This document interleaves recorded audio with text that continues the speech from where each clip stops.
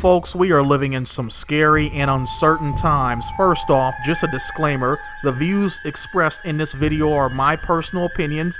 The claims I'm going to be making aren't based on concrete evidence because I'm just your average Joe Schmo with no connections to the power brokers behind the scenes that run this country. All I can do is speculate based on my observations from the outside looking in. You guys are more than welcome to agree or disagree and critique like, man, this guy's a damn nutcase. Get out of here with that bullshit, bro. Hey, that's fine. That's fine. Hey, you guys have a right to your opinion. I have a right to mine. Let's go. First off, just let me say heartfelt prayers to the victims and the families affected by that terrorist attack in New Orleans. Just, what an awful way to start the new year. And I just got a sinking feeling that is an omen for how 2025 is going to play out. Now to the opinions that you guys are probably not going to like. Admittedly, I'm kind of paranoid and cynical about people in general, especially people with power. And I believe that there are powerful people behind the scenes, away from the public eye, a shadow government, if you will, that is doing some heavy maneuvering, moving all the chess pieces around in order to accomplish certain goals, and I don't believe that those goals are going to be of benefit to the masses. And one of the goals I believe that they are working towards is the United States having a exponentially larger military involvement throughout the Middle East, culminating in all-out war with Iran, regime change, and occupation. And I believe that they have that same strategic goal for all the countries in the area. Now, circling back to the attack in New Orleans, I thought for sure that the feds were going to try to link this attack to Iran. Even if there was no link at all, I thought for sure, that was my fear, was that they were going to report that Iran had directed this, which would galvanize the American people and give the necessary pretext and justification for war with Iran. Now, I will admit I've been surprised by the investigation so far. While the initial reports from the feds were that this guy did not act alone and that they're chasing leads down all over the country, now they're still doing that. But according to the latest reports, this guy was a lone wolf. He went through a self-radicalization process, and while he was inspired by ISIS, he ultimately was not directed by a foreign entity. But keep in mind, the powers that be behind the scenes, in a bid to speed things up, may just decide to change the results of this investigation to include a link to Iran. Now, some of you may recall shortly after presidential candidate Donald Trump became President-elect Donald Trump, there allegedly was an Iranian murder plot targeting him. We turn now to the FBI and what they say is a new alleged Iranian plot to assassinate President-elect Donald Trump that they've now uncovered. The FBI says Iran's elite Revolutionary Guard triggered the plot, aiming for an assassination before the election.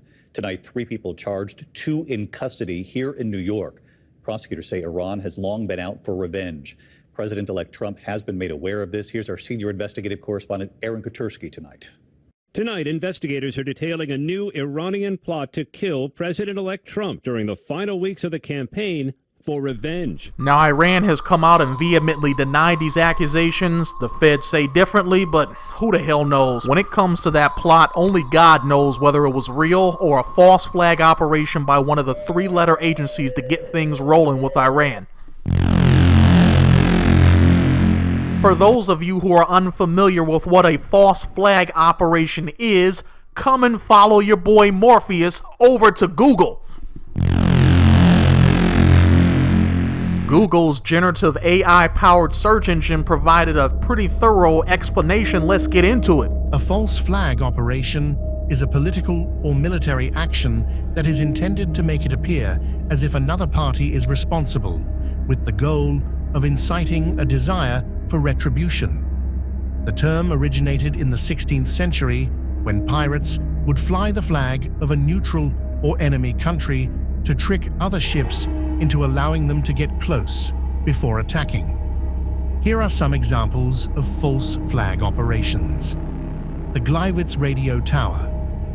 In 1939, 7 German SS soldiers disguised as Polish soldiers stormed the Gleiwitz radio tower on the German side of the border with Poland.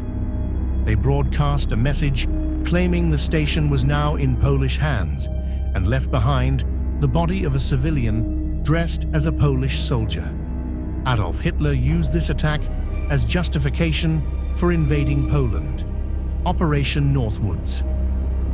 During the Cold War, the US military proposed Operation Northwoods, which would have involved creating public support for a war against Cuba by blaming the Cuban government for terrorist acts carried out by the US government. The Kashmir border, India and Pakistan have accused each other of mounting false flag attacks along the disputed Kashmir border. For example, in 2020, Pakistan accused India of firing on a vehicle containing UN observers on the Pakistan side of the border. The invasion of Ukraine.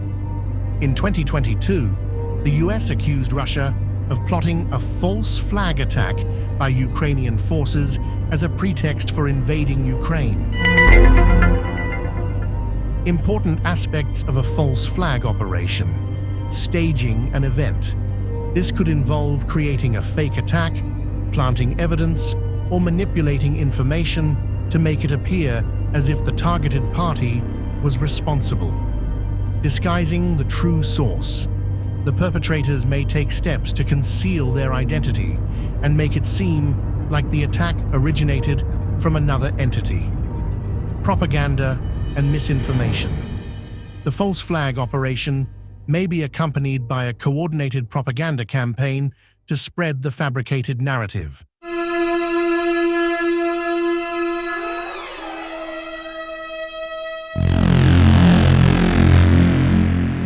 Okay, now I'm probably going to end up covering this topic in much greater detail in a whole separate video because I think propaganda to bring about a war is a fairly involved topic. But real quickly, for those of you guys a little bit on the younger side, you probably don't remember the lead up to the war in Iraq when it was the media coverage was relentless with WMDs, weapons of mass destruction. Saddam Hussein trying to get some yellow cake uranium from Africa. Turns out it was all bullshit, but at the end of the day, it didn't matter. The damage was done. Those claims got us to Iraq. I think this is going to be Iraq 2.0 all over again. I predict that in the coming weeks, we're going to hear a lot of talk about regime change in Iran. Get ready, folks. I think that within the first month or two of Trump's presidency, things are going to kick off big time.